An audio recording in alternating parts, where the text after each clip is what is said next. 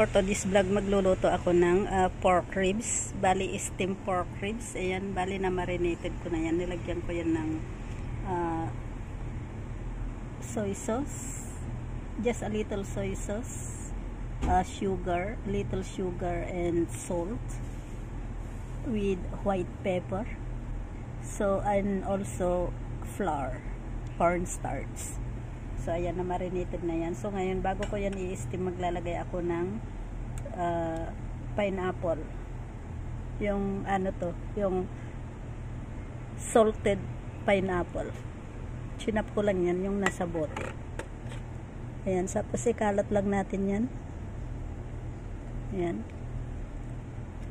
And then, maglalagay din ako ng black beans. Ito yung black beans. Ayan. So, maglalagay tayo.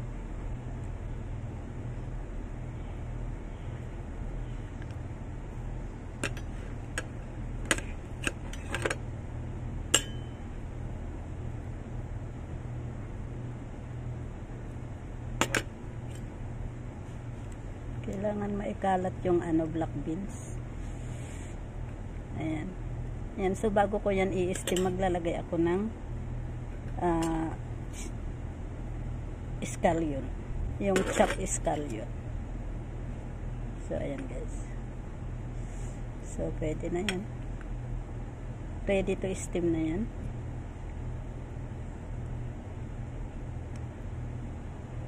So, ngayon ilalagay ko na rin ang scallion.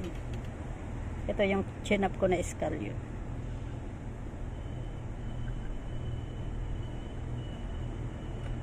So, ayan na guys. So, ready to steam na yan. I-steam ko yan ng mga 30 minutes.